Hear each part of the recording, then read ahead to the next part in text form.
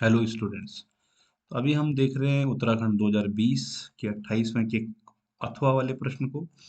प्रश्न है सर, प्रथम कोटि की अभिक्रिया के लिए एकीकृत दर व्यंजक की व्युत्पत्ति कीजिए। देखिए सर, फर्स्ट ऑर्डर रिएक्शन है तो पहले आपको समझना होगा सर कि मान लो हमारे पास कोई रिएक्शन है आर से जो कहाँ जा रही है पी में। ठीक है सर, ये रिएक्टेंट है हमारे पास और ये क्या है, प्रोडक्ट। अब इस कंडीशन में अगर इस अभिक्रिया की जो रिएक्टेंट की जो प्राथमिक सांद्रता है, अब रिएक्टेंट ही क्यों लिया सर, क्योंकि हमने पढ़ा था कि अभिक्रिया की दर अभिकारकों की और उत्पादों की दोनों की सांद्रता पर निर्भर करता है ना। और अगर अभिक्रिया की जब बात करेंगे सर तो किस पे निर्भर करेगा, रिएक्टेंट की। तो प्राथमिक सांद्रता हम मान लेते हैं सर कितनी है, आर नोट। ठीक है, प्राथमिक सांद्रता कितनी मान लेते हैं, आर नॉट। जब आपने रिएक्शन शुरू की थी, मतलब जब टी कितना रहा होगा सर, जीरो। अभी रिएक्शन शुरू भी नहीं हुई तो आपके पास कुल कितनी सांद्रता आपने ली है, आर नॉट। कितने लिए सर, आर नॉट। और जब रिएक्शन लगभग खत्म होने की कगार पे है सर, तो उस समय जो आपकी अंतिम सांद्रता रही होगी वो हम मान लेते हैं सर कितनी, आर। कितनी मान लेते हैं सर, आर। मतलब इस समय t बराबर कोई समय हो चुका है, ये 10 मिनट 20 मिनट या t समय हुआ है सर।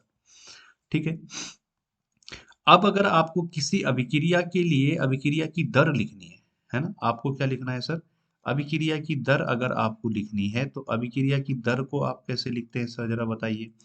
दर लिखने के दो तरीके हैं सर, रेट ऑफ रिएक्शन लिखने के दो तरीके हैं। इसको हम आर ओ आर से भी जानते हैं सर, रेट ऑफ रिएक्शन। इसको लिखने के दो तरीके हैं सर, बताइए कौन कौन। पहला तो है सर अभिकारक की सांद्रता का समय के साथ परिवर्तन, minus d concentration of are upon d t. पहला तरीका तो ये है सर। दूसरा तरीका क्या है सर, हमारे पास रेट लो।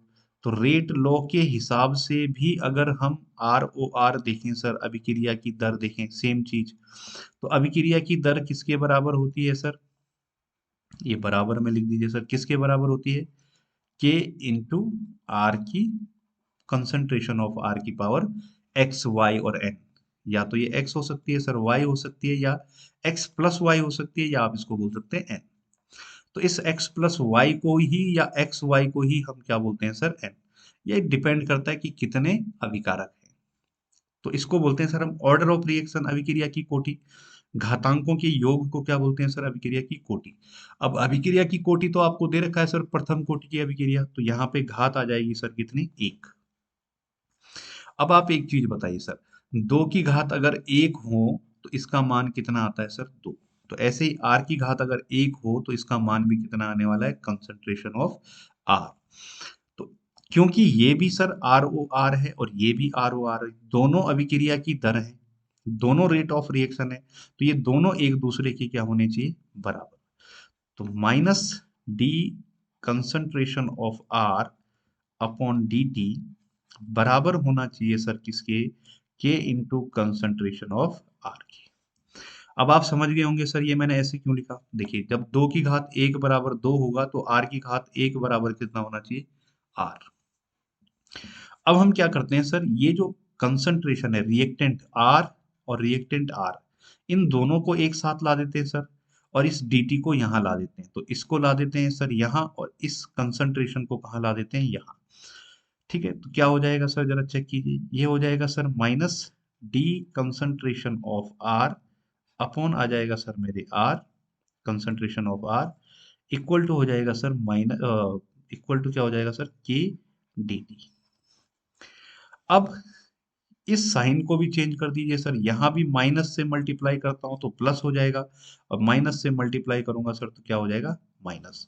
मतलब ये क्या आने वाला है सर, जरा चेक कीजिए, डी आर अपॉन आर बराबर आने वाला है सर किसके, माइनस के डी टी की। और इसको मान लो सर आप समीकरण नंबर एक। ठीक है, तो अब आप जो समीकरण एक आपको मिली थी सर, समीकरण एक का ले लो आप इंटीग्रेशन, एक का समाकलन करने पर इसका आप समाकलन कर दीजिए। ठीक है, समाकलन करने पर अब जब आप इसका समाकलन करेंगे सर तो कैसे करेंगे, देखिए integration of d concentration of are upon concentration of r बराबर आ जाएगा सर क्या, इंटीग्रेशन ऑफ के का इंटीग्रेशन नहीं होता है सर, इंटीग्रेशन उन राशियों का होता है जो परिवर्तित होती हैं समय के साथ। के तो कांस्टेंट है सर, तो माइनस के तो आ गया बाहर, तो इंटीग्रेशन ले लेंगे सर आप किसका, dt का। ठीक है, अब यहाँ आपको एक और चीज समझनी है सर, देखिए यहाँ पे थोड़ा सा आप गौर करके देखना, जब भी आप इंटीग्रेशन लेते हैं सर किसका, dx अपॉन एक्स का, तो ये वैल्यू आती है सर ln x के बराबर। और जब आप इंटीग्रेशन लेते हैं सर dx का, तो वैल्यू आती है सर x। ये कुछ मैथमेटिकल ऑपरेशन है सर, मैथमेटिकल फॉर्मूले हैं। तो ऐसे ही आपके पास जरा चेक कीजिए, जैसे यहाँ dx अपॉन x है वैसे ही मेरा है dr अपॉन r। तो d जब dx अपॉन x को ln x लिखा जा सकता है, तो dr अपॉन r को भी क्या लिखा जा सकता है, ln r। तो इसको लिख देता हूं सर मैं ln r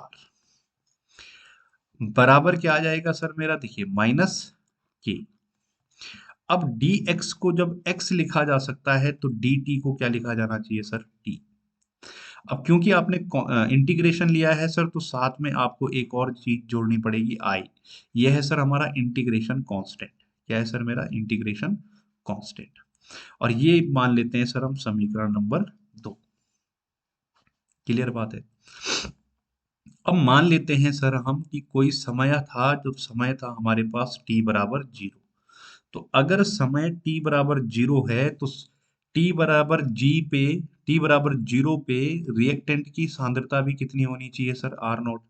तो ये जो r है ये r बराबर होना चाहिए सर किसके, r नॉट की। तो इस समीकरण को हम कैसे लिख सकते हैं सर बताइए, ln r बराबर क्या, ln r की जगह हमें क्या लिखना पड़ेगा, ln r नॉट। ये कंसंट्रेशन है सर, तो मैं जहां जहां ब्रेकेट भूलूंगा आप लगाते जाना। बराबर आ जाएगा सर देखिए, के माइनस के आ जाएगा इंटू टी।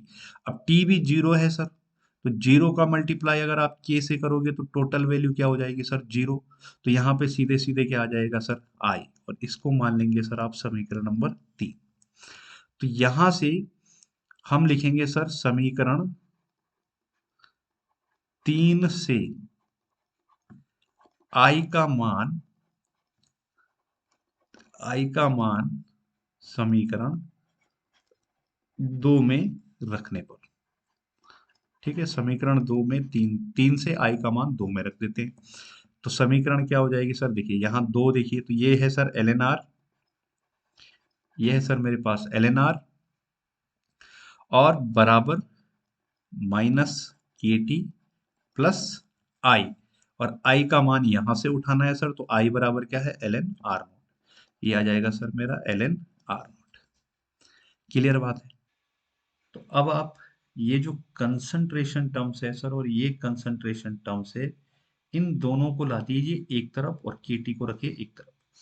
तो मैं केटी को ले जाता हूँ सर इधर और आर को ले आता हूँ इधर, तो ये हो जाएगा सर, केटी अगर इधर आ जाएगा तो प्लस में हो जाएगा सर, तो केटी इधर आके हो जाएगा प्लस में, केटी बराबर हो जाएगा सर मेरा प्लस ln आर नॉट, और ये आर इधर जाके आ जाएगा सर माइनस में, तो ये हो जाएगा सर ln आर। दोनों पे कंसंट्रेशन आप लगाते रहना सर, अगर मैं भूल जाऊं तो ये के टी बराबर हो जाएगा सर मेरा, देखिए ये है sir log are not minus log R, log base e को ln बोलते हैं सर।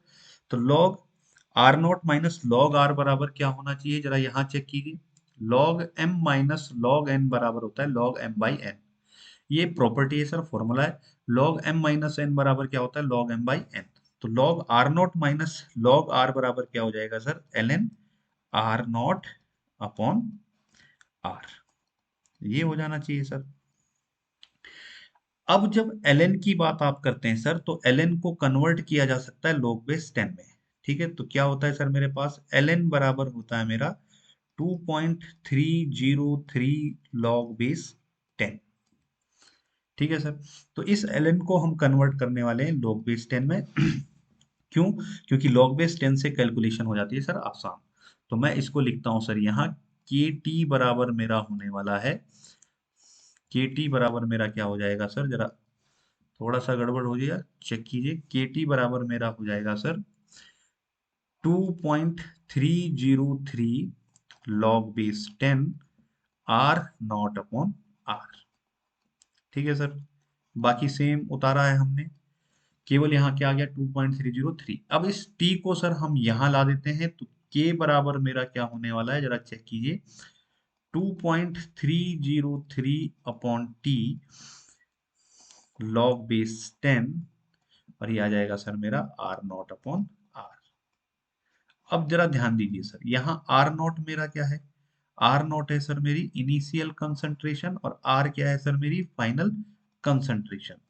तो कभी कभार देखिए सर, एक और फॉर्मूला निकाल के देखते हैं। मान लेते हैं कि हमारे पास एक रिएक्शन है जो आर से पी में जा रही है। जब टी समय जीरो रहा होगा सर, तो मान लेते हैं आर की कंसंट्रेशन थी ए, तो पी कितना बना होगा सर, जीरो। बोलो रिएक्शन तो अभी शुरू ही नहीं हुई है, जीरो समय है, तो पी जीरो होगा। अगर कोई समय ले लेते हैं सर हम टी समय टी ले लेते हैं क्या, टी समय पे, तो उस समय मान लेते हैं कि प्रोडक्ट बना होगा सर एक्स। अगर प्रोडक्ट कितना बना है मेरा एक्स, तो ए कितना बचा होगा सर, ए में से एक्स तो निकल गया, तो ये बचा होगा सर ए माइनस एक्स।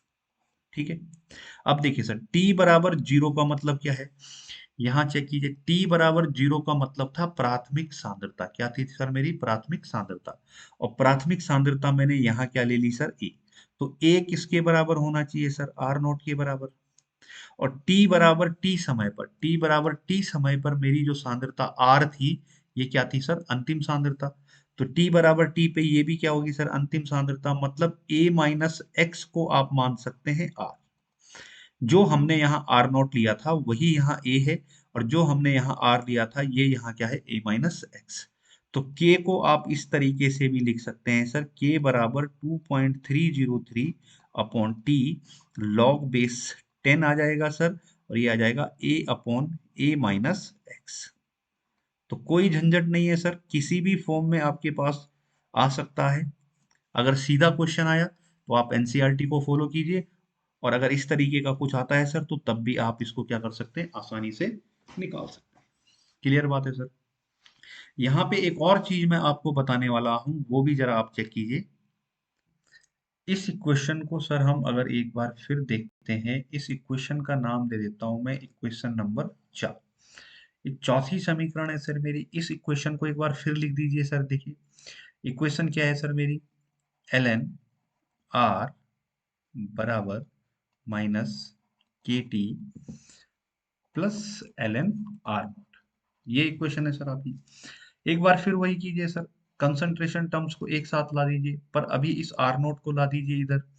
तो ये क्या हो जाएगा सर मेरा l n r minus l n r not, यहाँ प्लस में था, इधर पक्षांतर करने पे आर नॉट माइनस में आएगा, बराबर क्या हो जाएगा सर मेरा माइनस के टी।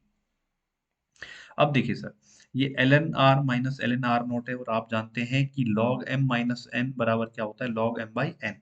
तो ये क्या होने वाला है sir, l n concentration of are upon concentration of are not. Clear बात है सर, बराबर क्या होने वाला है माइनस के टी। समझ में आ रहा होगा इतना। अब देखिए सर, जब भी अगर इस एल एन को यहां से हटाना है, तो हमें दोनों तरफ क्या लेना पड़ेगा सर, एंटीलॉग। तो दोनों तरफ, दोनों और क्या लेने पर सर, प्रति लघु गणक लेने पर, हिंदी में बोलते हैं हम प्रति लघु गणक। अगर दोनों तरफ एंटीलॉग ले लेंगे सर, या ऐसे समझ लिए दोनों तरफ आपको वन अपॉन लॉग से क्या, वन अपॉन एल एन से क्या देना है, भाग। तो ये एल एन से ये एल एन कट जाएगा सर, यहाँ आ जाएगा वन अपॉन एल एन। तो एल एन अब नीचे है सर, एल एन की पावर में कौन है, के टी। तो इसको बोलते हैं हम सर एक्सपोनेंशियल टर्म्स में इसको लिखते हैं। कैसे लिखते हैं चेक कीजिए, जब बटे में एल एन हो, तो ये आ जाएगा सर मेरा r not, sorry r upon r not. ठीक है, कैसे कर रहे हैं ध्यान से देख लीजिए, बराबर एल एन यहां से यहां गया सर बटे में, तो इसको लिखूंगा मैं एक्सपोनेंशियल टर्म्स में ई, और पावर में क्या आ जाएगा सर माइनस के टी। यहाँ एल एन बटे में था इसलिए पावर में चला गया माइनस के टी।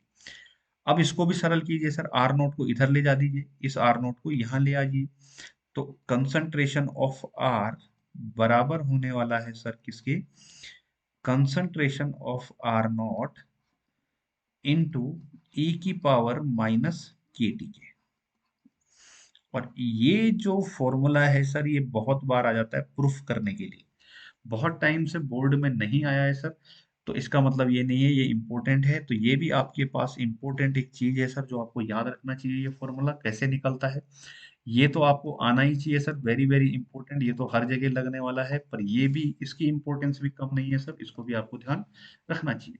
और ए और ए माइनस एक्स की फॉर्म में इसको कैसे किसी भी फॉर्म में लिख सकते हैं सर आप, 10 20 30 40 जो फॉर्म आप चाहते हैं आप लिख सकते हैं, अगर आप समझते हैं कि आर नॉट इनिशियल कंसंट्रेशन है और आर क्या है हमारी फाइनल कंसंट्रेशन। तो ऐसे ही देखते रहिएगा सर, वीडियो लाइक करते रहिएगा, शेयर करते रहिएगा। मिलेंगे सर अगले वीडियो में, तब तक के लिए सी यू।